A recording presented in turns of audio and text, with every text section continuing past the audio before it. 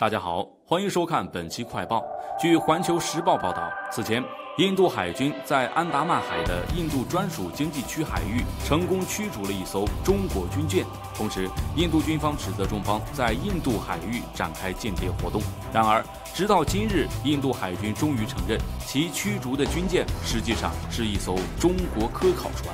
在此前的报道中，印度海军公开表示，其驱逐的中国军舰9月时就已经进入印度洋海域，且并未经过印度海军的许可。然而，事情的真相是，印度海军口中所谓的中国军舰，不过是一艘隶属于我国中科院南海海洋所的远洋小水线平双体科考船实验1号。作为一艘科学考察船，实验1号搭载有各种顶尖海洋科学监测仪器，能够用于进行海洋水生学、物理海洋、海洋地质等多个学科的综合科学考察，其对于我国乃至世界研究与探索海洋科学都有着重大意义。但由于其科学考察船的实际地位，实验1号的排水量仅有3000吨，舰上更是未曾配备武器，与印度海军口中的军舰实在是相去甚远。众所周知，近年来，印度方面始终对我军舰艇在印度洋海域的正常活动进行大肆吹鼓，同时更是派出大量军舰和侦察机对我军舰艇进行跟踪。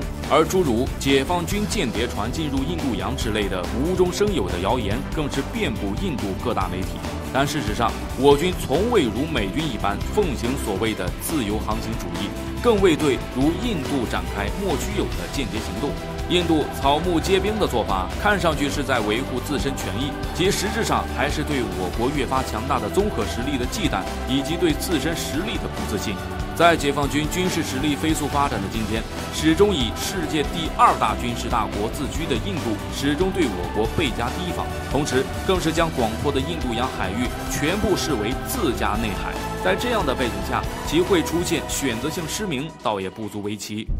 与对待我国的谨小慎微不同，印度真实的反间谍能力实际上颇为令人担忧。在此前的一次事件中，印度一名高级军官成功被一名女网友迷得神魂颠倒，并以不足500元人民币的超低价格出售了大量重要军事机密。这名女网友究竟是何方神圣？她又是怎样让印度高官在毫不知情的情况下拜倒在她的石榴裙下？小彬彬通过特殊渠道找到了这次行动的详细资料，并把它放到了公众号上。感兴趣的小伙伴可以关注微信公众号“诸葛彬”，回复“女网友”查看印度高官的风流往事。